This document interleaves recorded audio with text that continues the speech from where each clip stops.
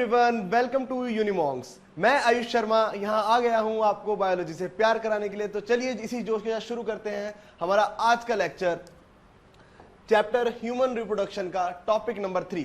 पिछली क्लास में हमने पढ़ा फीमेल रिप्रोडक्टिव सिस्टम और इस क्लास में हम पढ़ने जा रहे हैं gametogenesis and the structure of male and female gametes. तो व्हाट इज गेमेटोजेनेसिस? ठीक है, as the name suggest, gametes plus genesis. ठीक है, जेनेसिस मीन्स किसी चीज का बनना, यानी कि formation. Therefore, gametogenesis can be described as the formation of gametes of male and female is known as gametogenesis। ठीक है, तो आज के लेक्चर में हम पढ़ेंगे कि what is gametogenesis, TS of ovary, TS of testis and the structure of male and female gametes. तो चलो शुरू करते हैं। सबसे पहले स्पर्मेटोजेनेसिस। ठीक है, it is the process of formation of sperm. ठीक है, ठीक है। इससे भी जरूरी एक चीज, गैमेटोजेनेसिस होता कहां है और कब शुरू होता है। ठीक है, तो गैमेटोजेनेसिस जैसे हमें पता है कहां पे होता है, हमारे प्राइमरी सेक्स ऑर्गन्स के अंदर। जैसे अगर मेल है तो gametogenesis takes place in the testis, और अगर फीमेल है तो कहां पे टेक प्लेस करेगा, ओवरी के अंदर। तो अभी हम पढ़ रहे हैं स्पर्मेटोजेनेसिस, तो ये कहां पे होता है, टेस्टिस के अंदर। ठीक है, और इसके ना 3 पार्ट्स होते हैं स्पर्मेटोजेनेसिस के। ये जो सबसे पहला पार्ट है जिसमें हमारा स्पर्मेटोगोनिया डिवाइड कर रहा है माइटोटिकली, यानी कि नंबर में इंक्रीज कर रहा है, इस फेज को हम कहते हैं मल्टीप्लिकेशन फेज।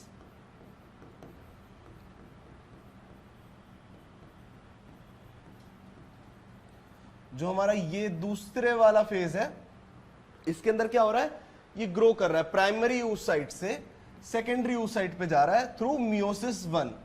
ठीक है, सेकेंडरी oocyte बन रहा है, सेकेंडरी स्पर्मेटोसाइट बन रहा है। तो इस फेज को हम कहते हैं ग्रोथ फेज। एंड जैसे ही स्पर्मेटिड से through the process of spermiogenesis, इसको भी एक्सप्लेन करेंगे अगले लेक्चर में, जब स्पर्मेटोजोआ बन रहा है तो इस फेज को हम कहते हैं इसका मैच्योरेशन फेज, यानी कि स्पर्म मैच्योर हो रहा है। ठीक है,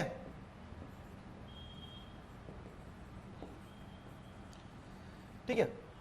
तो हमें ये तो पता लग गया स्पर्मेटोजेनेसिस होता क्या है, कहां होता है, इसके कितने कितने फेजेस हैं। अब है ना, एक बार टेस्टिस के अंदर भी किस पार्ट में होता है ना, एक बार उसके सेगिटल सेक्शन से उसको जानते हैं। ठीक है, सेगिटल सेक्शन, या फिर आप कह सकते हैं उसका मीडियन लॉन्गिट्यूडल सेक्शन, ये वाला सेक्शन हमने टेस्टिस का लिया है। ठीक है, तो टेस्टिस के अंदर क्या होता है ना, ये ऐसे छोटे छोटे छोटे छोटे छोटे छोटे लोब्यूल्स बने होते हैं। ठीक है, ये लोब्यूल्स, और इन लोब्यूल्स के अंदर प्रेजेंट होते हैं हमारे सेमिनिफेरस ट्यूब्यूल्स। ये हाईली कोइल्ड ट्यूब्यूल्स होते हैं जो उन लोब्यूल्स के अंदर प्रेजेंट होते हैं, और इन ट्यूब्यूल्स के अंदर ही फॉर्मेशन ऑफ स्पर्म होता है। ठीक है, और इनके बीच का ये जो ये पार्ट है, इनको हम कहते हैं सेप्टम्स। अब इसकी 2 लेयर्स हैं। ठीक है, इनर वाली है हमारी ट्यूनिका एल्बुजिनिया, और आउटर वाली को हम कहते हैं ट्यूनिका वेजिनालिस। ठीक है, जैसे ही सेमिनिफेरस ट्यूब्यूल्स के अंदर स्पर्म की फॉर्मेशन होती है, तो ये सारे सेमिनिफेरस ट्यूब्यूल्स है ना, जो ये एक जगह जाके कनेक्ट हो रहे हैं। तो ये जो कनेक्शन वाला पॉइंट है, ये जो आपको एक नेटवर्क ऑफ ट्यूब्यूल्स दिख रहा होगा, इसको हम कहते हैं रेटिटेस्टिस। ठीक है, और रेटिटेस्टिस से क्या होता है, ये स्पर्म ट्रांसफर होता है हमारे एपिडिडाइमस। अब ये जो सब है, ये सब हमारी इफ्रंट डक्ट, ठीक है, ये हेड ऑफ एपिडिडाइमस, ये सब हमारे इधर एपिडिडाइमस के पार्ट है। ठीक है, इसमें ट्रांसफर हो जाता है। जैसे ही एपिडिडाइमस में जाता है वो क्या होता है, यहां से सीधा हमारी वास डिफरेंस के अंदर चला जाता है, या फिर जिसको हमने बताया था क्या कहते हैं, स्पर्म डक्ट। ठीक है, तो इस डायग्राम से हमें क्या पता लगा कि कहां फॉर्म होता है, ठीक है, लोब्यूल्स के बारे में पता लगा और किस तरीके से ट्रांसफर होता है। ये तीन चीजें मेन, अगर इसका डायग्राम तुम बनाओ, पहला रेटेटेस्टिस, दूसरा तुम्हारे सेमिनिफेरस ट्यूब्यूल्स और इसके अंदर के लोब्यूल्स और एपिडिडाइमस वाला रीजन। ठीक है, अब आते हैं सेमिनिफेरस ट्यूब्यूल्स कैसे होते हैं अंदर से। ठीक है, तो ये है हमारा टीएस ऑफ सेमिनिफेरस ट्यूब्यूल्स। ठीक है, अब इसके अंदर क्या होता है, हमारा पूरी formation of sperm, maturation, growth, multiplication, तीनों फेज इधर होते हैं। ठीक है, तो इसका टीएस सेक्शन देखेंगे और जानेंगे कि कैसे होता है। ठीक है, सबसे पहले तुम जो ये वाले सेल्स देख रहे हो, इन सेल्स को कहते हैं हमारे सर्टोले सेल्स। ठीक है, ये क्या करते हैं, इनका फंक्शन साथ के साथ लिख रहा हूं। ये क्या करते हैं, नरिशमेंट प्रोवाइड करते हैं। किसको, स्पर्म फॉर्मेशन जब होती है ना, तो उन सेल्स को स्पर्म फॉर्मेशन में ये नरिशमेंट प्रोवाइड करते हैं। ठीक है, और इनका एक दूसरा फंक्शन और होता है, ये इनहिबिन रिलीज करते हैं। ठीक है, अभी जब इसका हार्मोनल मैकेनिज्म या हार्मोनल फीडबैक मैकेनिज्म समझेंगे स्पर्मेटोजेनेसिस का, तो उसमें पता लगेगा कि भाई इनहिबिन का क्या काम होता है। ठीक है, फिर दूसरे हमारे आ जाते हैं ये वाले सेल्स, ये होते हैं हमारे जर्म एपिथेलियम।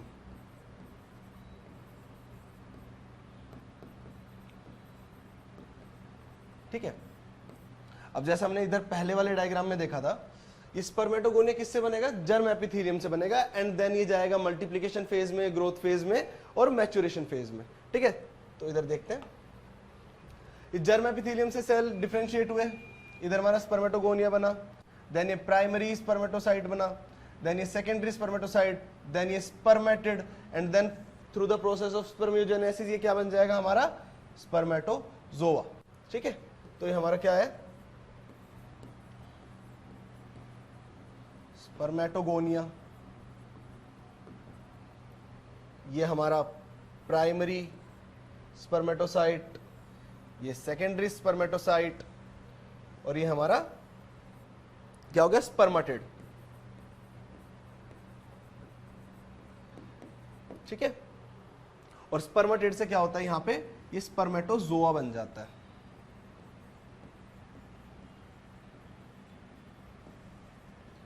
ठीक है, अब इसके साथ साथ इसमें कुछ और भी सेल्स मौजूद होते हैं जो हेल्प करते हैं हमारी फॉर्मेशन ऑफ स्पर्म के अंदर। सबसे पहले होते हैं हमारे इंटरस्टिशियल सेल्स, जिनको हम जो होते हैं हमारे लेडिक सेल्स।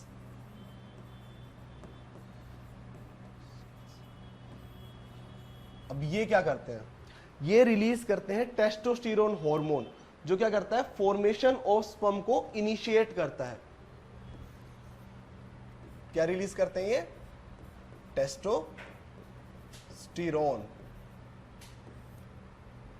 ठीक है, समझ में आया। फिर से देखते हैं एक बार, सर्टोले सेल्स होते हैं जो स्पर्म फॉर्मेशन में उनको नरिशमेंट प्रोवाइड करते हैं और इनहिबिन रिलीज करते हैं। ठीक है, जो इसके फीडबैक मैकेनिज्म है, जो हार्मोनल रेगुलेशन के, उसमें काम आता है। दूसरे हमारे ये सभी तरीके के सेल्स है, हमारे जर्म एपिथेलियम, फिर हमारा स्पर्मेटोगोनिया, फिर primary spermatocyte, secondary spermatocytes, and then spermatid. ठीक है, और स्पर्मेटिड क्या होता है, स्पर्मेटोजोआ में कन्वर्ट हो जाता है। किस प्रोसेस से, स्पर्मियोजेनेसिस। इसके बारे में भी पढ़ेंगे, स्पर्मियोजेनेसिस। ठीक है, स्पर्मियोजेनेसिस क्या है, the transformation of spermatid into the spermatozoa. ये समझ में आया। अब देखते हैं, ठीक है, क्या होता है जब हमारा जर्मिनल एपिथेलियम है जो, वो स्पर्मेटोगोनिया में कन्वर्ट हो जाता है, तो इसमें नंबर ऑफ क्रोमोसोम्स कितने होते हैं हमारे, 46। जैसे हमें पता है गैमेट्स के अंदर जो नंबर ऑफ क्रोमोसोम होते हैं वो हाफ होते हैं, बट अभी क्या हुआ, जर्म एपिथेलियम से स्पर्मेटोगोनिया डिफरेंशिएट हुआ, इसके अंदर नंबर ऑफ क्रोमोसोम अभी कितने, 46 ही है। अब इधर क्या हुआ, माइटोटिक डिवीजन हुआ और ये अपने नंबर को इंक्रीज कर देता है, मल्टीप्लाई कर देता है, और क्या बनाता है हमारा प्राइमरी स्पर्मेटोसाइट। इसके अंदर भी क्या है, हमारे नंबर ऑफ क्रोमोसोम्स कितने हैं, 46। ठीक है, अब क्या होता है, प्राइमरी स्पर्मेटोसाइट जैसे ही बनता है उसके बाद हमारा ग्रोथ फेज स्टार्ट हो जाता है, ठीक है। ये ग्रो करता है और सेकेंडरी स्पर्मेटोसाइट की फॉर्मेशन करता है थ्रू मियोसिस 1। मियोसिस 1 हुई और इससे क्या हुआ, हमें स्पर्मेटोसाइट्स मिल गए जिनके अंदर नंबर ऑफ क्रोमोसोम्स कितने हो गए, हाफ, यानी कि 23, ठीक है। आफ्टर दिस मियोसिस होती है, मियोसिस 2, ठीक है। इससे फॉर्मेशन होती है हमारी स्पर्मेटिड्स की।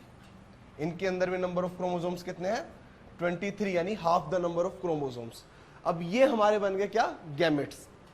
देखा, माइटोटिक डिवीजन से उसने क्या किया, मल्टीप्लाई किया, एंड देन मियोटिक डिवीजन से उसने क्या किया, नंबर ऑफ क्रोमोसोम्स को हाफ कर दिया और क्या किया, गैमेट्स की फॉर्मेशन कर ली।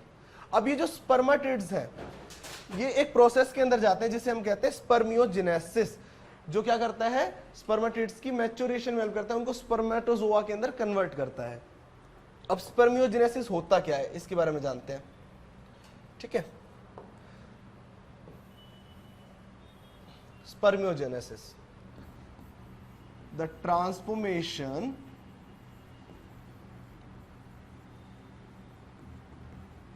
of spermatids into spermatozoa,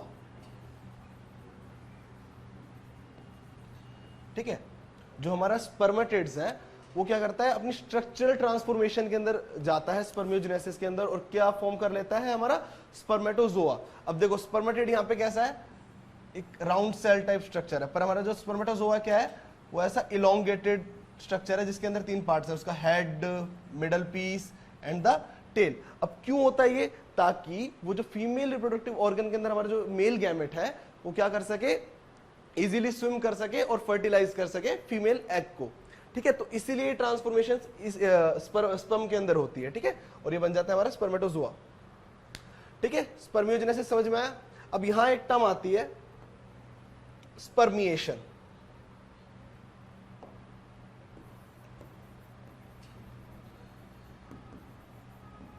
ठीक है। स्पर्मिएशन क्या होता है, जैसा हमने इसमें देखा था कि भाई सेमिनिफेरस ट्यूब्यूल्स के अंदर स्पर्म बना, रेटिटेसिस के अंदर ट्रांसफर हुआ एंड देन एपिडिडाइमस में गया एंड देन वासा डिफरेंस से बाहर आ गया। तो जो ये रिलीज ऑफ स्पर्म है, ठीक है, जो ये रिलीज ऑफ स्पर्म है, इसे ही हम कहते हैं spermiation, the release of sperm, ठीक है। आफ्टर मैच्योरेशन जैसे ही स्पर्म का रिलीज होता है तो उस प्रोसेस को हम कहते हैं हमारा स्पर्मिएशन, ठीक है। तो समझ में आया spermatogenesis, the formation of sperm या फिर मेल गैमेट, ठीक है। इसके अंदर हमने इसके तीनों फेजेस पढ़े थे, हमारा multiplication phase, growth phase and the maturation phase, ठीक है। अब आते हैं हमारे मेल गैमेट के स्ट्रक्चर पे। तो ये होता है हमारे मेल गैमेट का structure, the structure of sperm. जैसे सिंपली हम इसमें देख पा रहे हैं, इसका पहला रीजन इसका हेड है, देन इसके पास नेक है, देन ये एक इसका मिडल पीस है,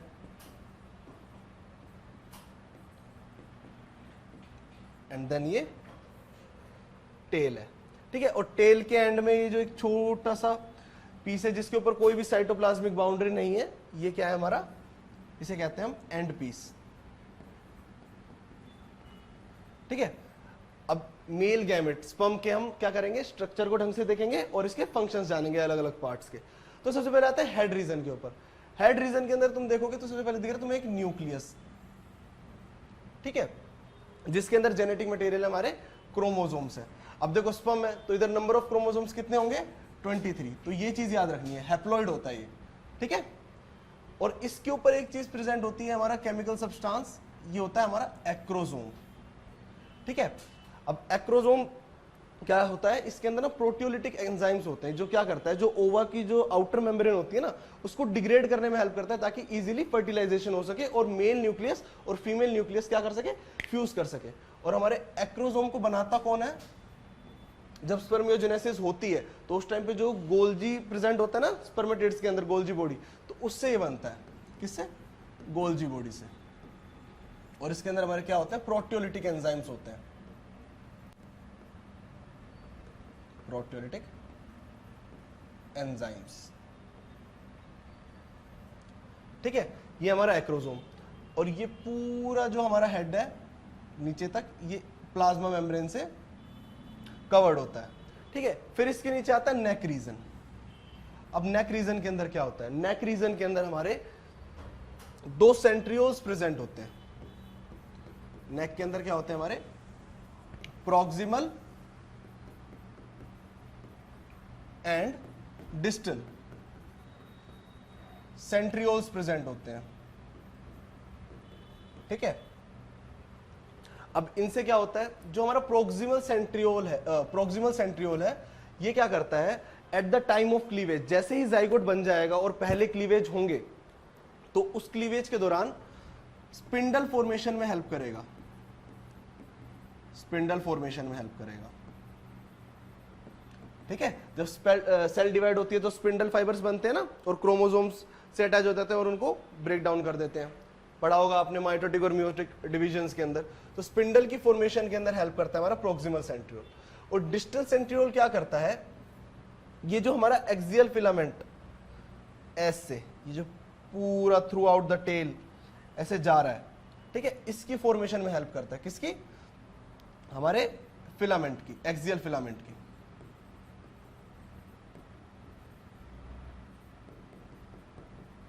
और इसको हम कहते हैं एक्सोनिन। ठीक है, इस एक्सियल फिलामेंट को हम क्या कहते हैं? एक्सोनिन। तो ये तो हो गया हमारा नेक रीजन। अब ये एक्सियल फिलामेंट ऐसे करता क्या है? ये मूवमेंट ऑफ टेल होती है ना, तो उसमें हेल्प करता है। ठीक है, ताकि वो इजीली स्विम कर सके। अब आते हैं हमारे मिडल पीस के अंदर। अब ये जैसे कि पता है हमें, फिलामेंट है जो एक्सियल, ये थ्रू आउट द टेल जा रहा है, तो ये मिडल पीस से भी जा रहा है। पर इधर हमारा प्रेजेंट होता है माइटोकॉन्ड्रिया। ठीक है, ये माइटोकॉन्ड्रिया।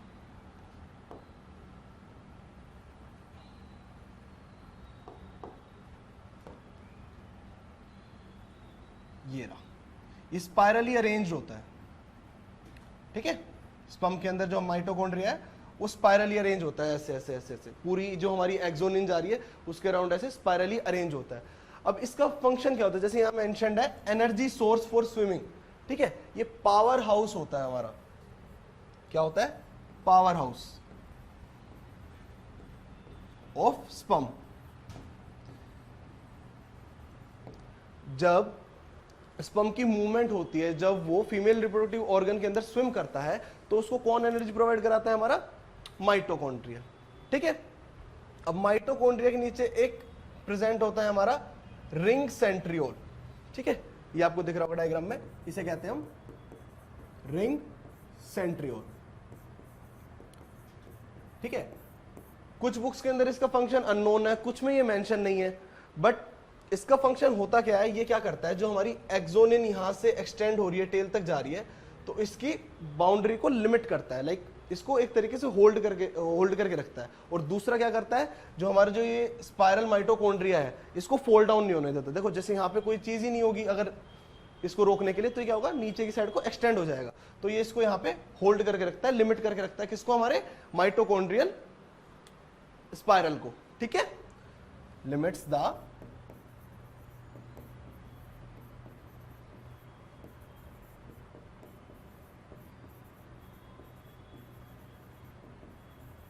Mitochondrial spiral. ठीक है, समझ में आया? अब इसको एक क्विक रिकैप कर लेते हैं। सबसे पहले हमारी प्लाज्मा मेम्ब्रेन से पूरा हमारा जो मेल गैमेट होता है वो क्या होता है? कवर्ड होता है। देन उसके अंदर होता है एक्रोसोम, जो कि गोल्जी बॉडीज बनाती है at the time of spermiogenesis. इसमें क्या होता है? हमारे प्रोटियोलिटिक एंजाइम होते हैं जो क्या हेल्प करते हैं? हमारी डिग्रेडेशन में हेल्प करते हैं। किसको डिग्रेड करते हैं? जो एग की मेम्ब्रेन होती है, ताकि इजीली फर्टिलाइज कर सके। ठीक है, डिग्रेडेशन। और कौन सी मेम्ब्रेन होती है वो? इसका भी नाम लिख लो, जोना पेलुसिडा। ठीक है, ये अभी आगे पढ़ेंगे फीमेल गैमेट के अंदर। ठीक है, फिर हमारा आ जाता है न्यूक्लियस, जिसके अंदर हमारे नंबर ऑफ क्रोमोसोम्स कितने होते हैं? 23 क्रोमोसोम प्रेजेंट होते हैं। देन हमारी आती है नेक रीजन। इसके अंदर दो सेंट्रियोल्स है, distal end proximal. Proximal centriole cleavage के टाइम पे क्या करता है? स्पिंडल फॉर्मेशन में हेल्प करता है। और जो डिस्टल सेंट्रियोल है ये क्या करता है? एक्सोनिन की फॉर्मेशन करता है, जो कि स्विमिंग में हेल्प करती है। थ्रू आउट द टेल जाती है हमारी एक्सोनिन। देन हमारा मिडल पीस के अंदर मेन हमारा क्या होता है? माइटोकॉन्ड्रिया, जो क्या होता है? पावर हाउस ऑफ सेल होता है। जब स्पर्म स्विम करता है, स्पर्म को एनर्जी चाहिए होती है, वो कहां से मिलती है? माइटोकॉन्ड्रिया से मिलती है। देन हमारा टेल रीजन, और टेल के एंड में हमारा एंड पीस, ये टेल मूवमेंट से, टेल जब मूवमेंट करते है तभी स्पर्म स्विम करता है और आगे जाके फ्यूज कर पाता है। ठीक है, अब हम आते हैं oogenesis के ऊपर। ठीक है, oogenesis यानी कि फॉर्मेशन ऑफ ओवा, that is the female gamete. ठीक है, इसको हम ऐसे लिख सकते हैं, फॉर्मेशन ऑफ ओवा और फीमेल गैमेट। ठीक है, इसको हम कहते हैं oogenesis। अब ये होती कहां पर है oogenesis? ओवरी के अंदर। ठीक है, और जो oogenesis होती है ना, इसकी एक इसमें किक है। क्या किक है? कि इसका जो ये उगोनिया वाला पार्ट है, कि फॉर्मेशन ऑफ उगोनिया, ये जो मल्टीप्लिकेशन फेज है, ये बिफोर बर्थ ही कंप्लीट हो जाता है। ठीक है, बिफोर बर्थ।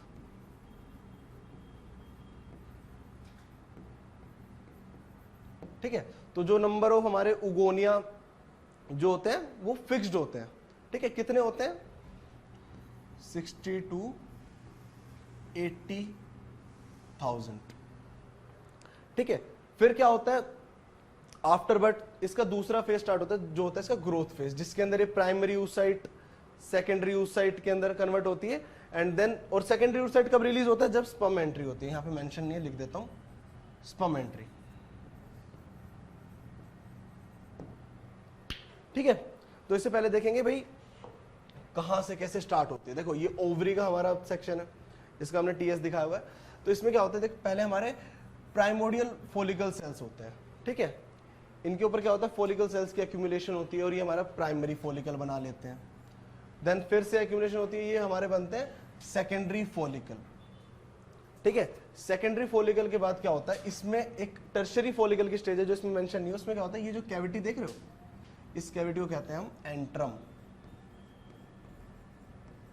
ये फ्लूइड फिल्ड कैविटी बन जाती है, एंट्रम, और जिसमें ये फ्लूइड फिल्ड कैविटी एंट्रम होती है उसको हम कहते हैं टर्शरी फॉलिकल। ठीक है, एंड देन जैसे ही हमारा जो माइटोटिक सेकंड माइटोटिक डिवीजन है, ये वाला, ये कंप्लीट होता है, ओव्यूलेशन का टाइम आता है, यानी ओवर रिलीज होने का टाइम आता है, तो वो बन जाता है हमारा मैच्योर ग्राफिन फॉलिकल। ठीक है, और ऐसे ही जैसे ओव्यूलेशन का टाइम आता है तो ये ग्राफिन फॉलिकल क्या होता है? रप्चर होता है और क्या रिलीज कर देता है? ओवा। ठीक है, जो फीमेल होती है ना, वो हर मंथ एक ओवर रिलीज करती है, either from the left ovary और फ्रॉम द राइट ओवरी। एक ओवरी एक मंथ में एक ओवर रिलीज करती है, यानी कि अगर एक कर रही है तो दूसरी नहीं करेगी, अगर ये वाली कर रही है तो ये वाली नहीं करेगी। समझ में आया? ठीक है, अब इधर से हो गया ओव्यूलेशन। अब ये जो हमारा बचा, इसको हम कहते हैं हमारा कॉर्पस ल्यूटियम। ये बचा हुआ जो रप्चर्ड पार्ट है, ये मिलके बना लेता है हमारा कॉर्पस ल्यूटियम। अब क्या होता है? वैसे पढ़ना तो हमें मेंस्ट्रुएशन साइकिल में था, बट यहां बता देता हूं, ये जो कॉर्पस ल्यूटियम होता है ना, ये प्रेगनेंसी के टाइम पे बड़ा इंपॉर्टेंट है, क्योंकि ये क्या करता है? ये प्रोजेस्टेरोन को रिलीज करता है।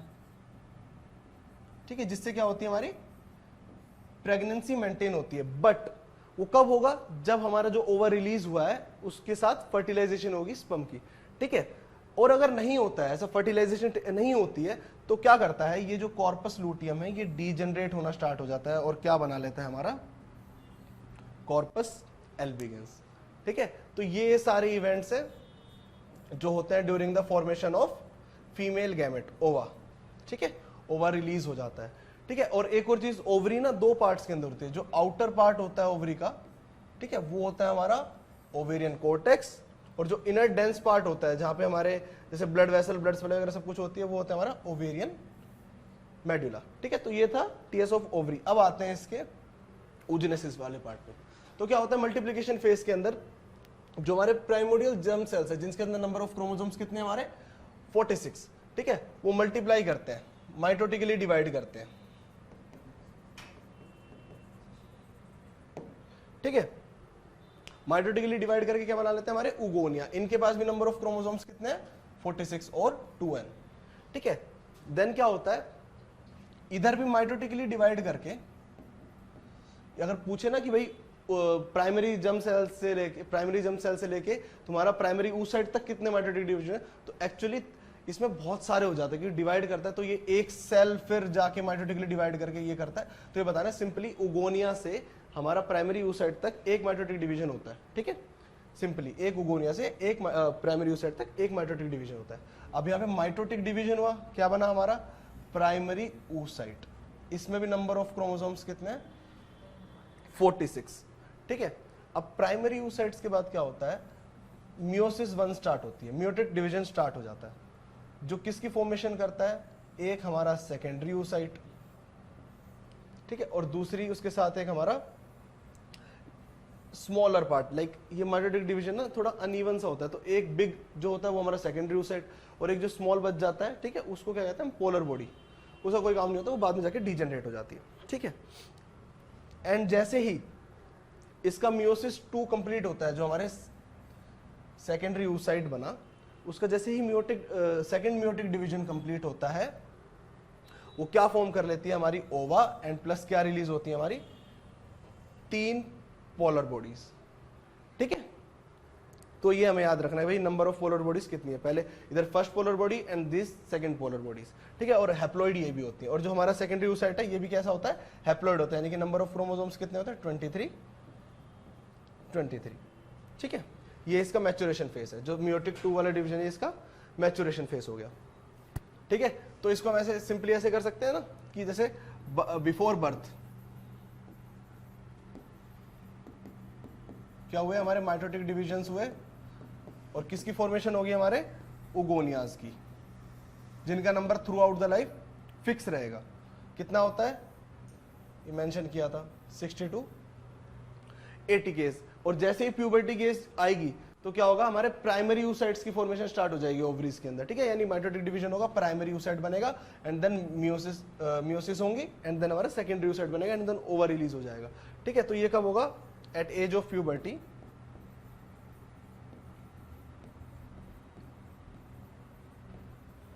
क्या होगा फॉर्मेशन ऑफ ओवा स्टार्ट्स, ठीक है। ये वहीं पे रुक जाएगी, ये आफ्टर बर्थ ही रुक जाएगी, बिफोर बर्थ ही होती है, ठीक है। तो समझ में आया, इसको फिर से देखते हैं क्या होता है हमारा प्राइमरी जर्म सेल्स होते हैं, माइटोटिकली डिवाइड करके क्या बनाते हैं हमारे उगोनिया। इन दोनों में नंबर ऑफ क्रोमोसोम्स कितने हैं 46। फिर क्या होता है माइटोटिक डिवीजन होता है जिससे हमारा बनता है प्राइमरी oocyte, इसके अंदर भी नंबर ऑफ क्रोमोसोम कितने 46। अब यहां से क्या होता है हमारा मियोटिक डिवीजन स्टार्ट होता है, इससे हमारी एक बनता है हमारा सेकेंडरी oocyte और एक क्या बनती है हमारी पोलर बॉडी, ठीक है। और आफ्टर मियोसिस 2 हमारा ओवम इधर रिलीज हो जाता है, जैसे meiotic second meiotic division complete होता है तो क्या होता है यहां से हमारा ये ओवर रिलीज हो जाता है। यानी कि इस स्टेज से इस स्टेज पे आए तो हमारा क्या हो रहा है, जो मियोटिक डिवीजन है वो कंप्लीट हो रहा है, ठीक है। मतलब मैच्योर ग्राफिन फॉलिकल की स्टेज से जब हम इधर रप्चर वाली स्टेज पे आते हैं तो मतलब क्या हो रहा है हमारा जो मियोटिक 2 डिवीजन है वो कंप्लीट हो रहा है, और क्या रिलीज हो रहा है हमारा ओवा, सेकेंडरी oocyte रिलीज हो रहा है, ठीक है। रिलीज हो गया, और जैसे ये रिलीज होता है उसके साथ और 3 पोलर बॉडीज हमारी बन जाती हैं, ठीक है। अब आते हैं स्ट्रक्चर ऑफ फीमेल गैमेट, ठीक है। बड़ा बेसिक स्ट्रक्चर है, इसके जो बाहर की लेयर्स होती हैं ये जो रेडिएट करती हुई दिखती हैं, ऐसा लगता है कोई रेडिएशन से रेडिएट कर रही हैं, तो इनको हम कहते हैं कोरोना रेडिएटा। ये जो हमारे कुछ फॉलिकल सेल्स होते हैं ना यही मिलके बनाते हैं। फिर अंदर होते हैं हमारे फॉलिकल सेल्स, ठीक है। अब ये हमारा अंदर की साइड जो होता है उसको पता है हमें साइटोप्लाज्म कहते हैं। ये हमारे एग का न्यूक्लियस होता है, ये उसकी प्लाज्मा मेम्ब्रेन, और ये जो मेम्ब्रेन है ये जोना पेलिसुडा, ये बहुत ही क्रूशियल मेम्ब्रेन है। पता है ये पॉलीस्पर्मी को भी ब्लॉक करती है। लाइक एग के अंदर सिर्फ एक ही स्पर्म की एंट्री हो और फर्टिलाइजेशन टाइम पे इसकी काफी इंपॉर्टेंस है, ठीक है। एक ही होता है। और एक हमारी लेयर्स होती हैं ये जो बनती हैं एग के साथ, ये होती है थीका इंटरना, जो अंदर की साइड वाली होती है उसको कहते हैं थीका इंटरना, ठीक है। और जो आउटसाइड वाली होती है उसको कहते हैं हम थीका एक्सटर्ना। ये जोना पेलिसुडा के जस्ट नीचे की साइड को होती है, ठीक है, थीका एक्सटर्ना,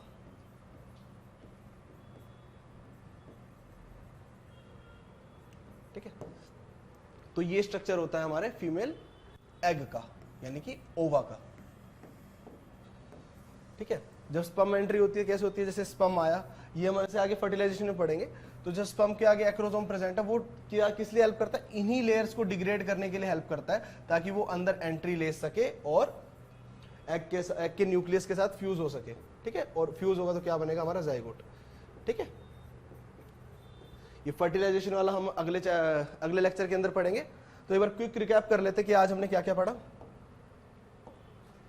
सबसे पहले हमने स्टार्ट किया गैमेटोजेनेसिस क्या होता है, formation of male and female gamete को हम गैमेटोजेनेसिस कहते हैं। कहाँ होता है, प्राइमरी सेक्स ऑर्गन्स के अंदर होता है, मेल और फीमेल के। अगर फीमेल है तो कहाँ होगा, ओवरीज के अंदर होगा, मेल है तो कहाँ होगा, टेस्टिस के अंदर होगा। और कब स्टार्ट होता है gametogenesis, at the age of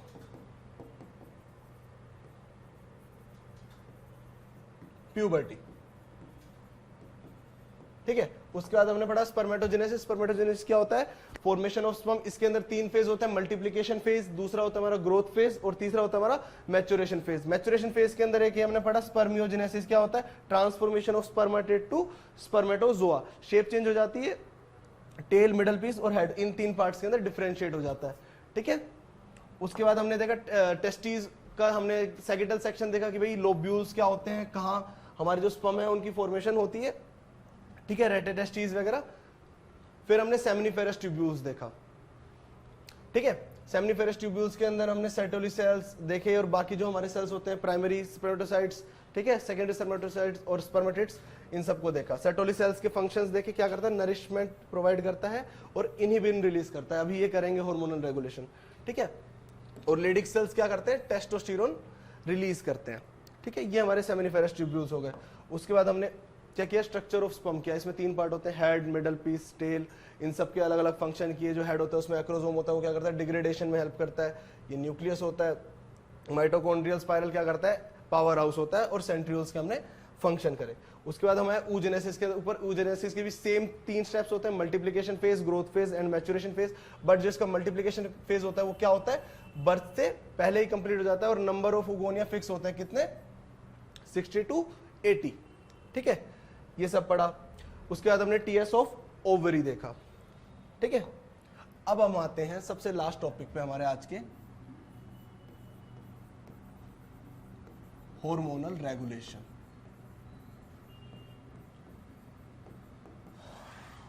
of spermatogenesis.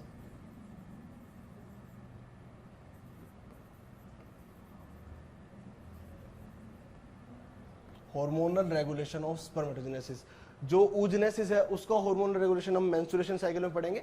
आज हम पढ़ेंगे हार्मोनल रेगुलेशन ऑफ स्पर्मेटोजेनेसिस। तो क्या होता है, जो हमारा ब्रेन का हाइपोथैलेमस रीजन होता है,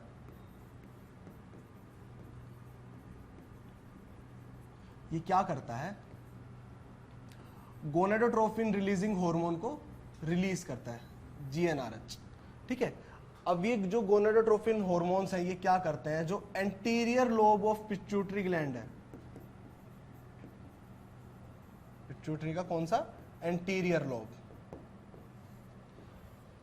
इसको इनिशिएट करते हैं। और पिट्यूटरी का जो एंटीरियर लोब है ये 2 हार्मोन रिलीज करते हैं फिर, ठीक है। ये बेसिकली प्यूबर्टी के टाइम पे होता है, ताकि जो फॉर्मेशन ऑफ गैमेट है वो हो सके। इस टाइम पे ये गोनेडोट्रोपिन रिलीज होते हैं, एंड पिट्यूटरी को सिग्नल मिलता है कि हाँ अब तुम्हें अपने हार्मोन रिलीज कर रहे हैं, ताकि हमारी जो गैमेटोजेनेसिस है वो हो सके, ठीक है। ये कौन कौन से 2 हार्मोन रिलीज करती है, पहला होता है LH, that is your luteinising hormone, ठीक है। दूसरा होता है आपका FSH, that is follicle stimulating hormone.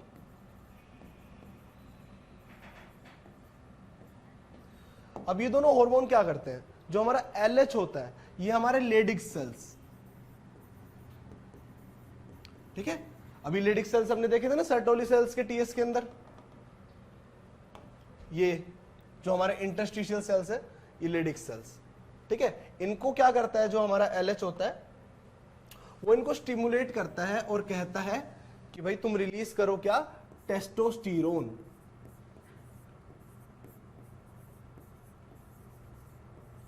अब इस टेस्टोस्टेरोन के रिलीज से क्या होगा, जो हमारा स्पर्मेटोजेनेसिस है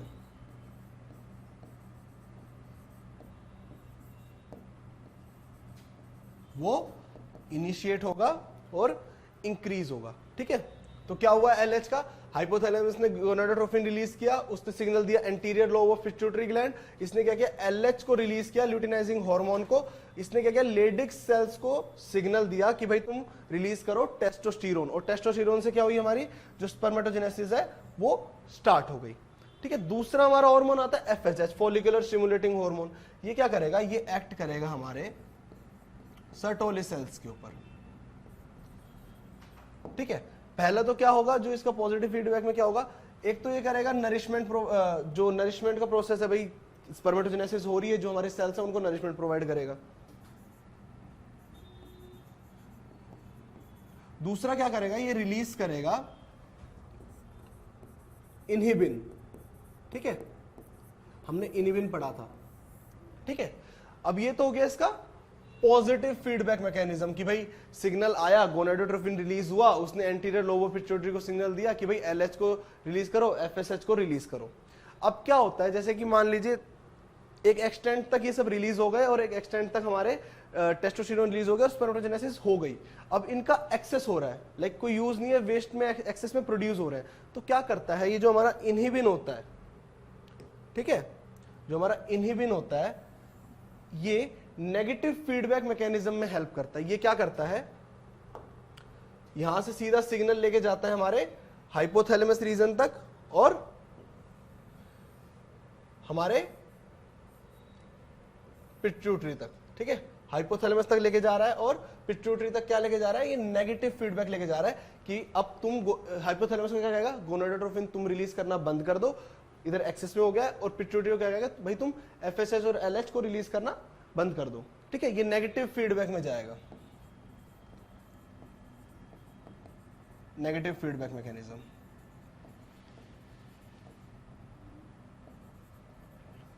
ठीक है, इससे क्या होगा, नेगेटिव फीडबैक मैकेनिज्म, जो हमारे प्रोसेस ऑफ स्पर्मेटोजेनेसिस है ये क्या हो जाएगी, स्टॉप हो जाएगी। ठीक है, और जो स्पर्म की फॉर्मेशन है वो रुक जाएगी।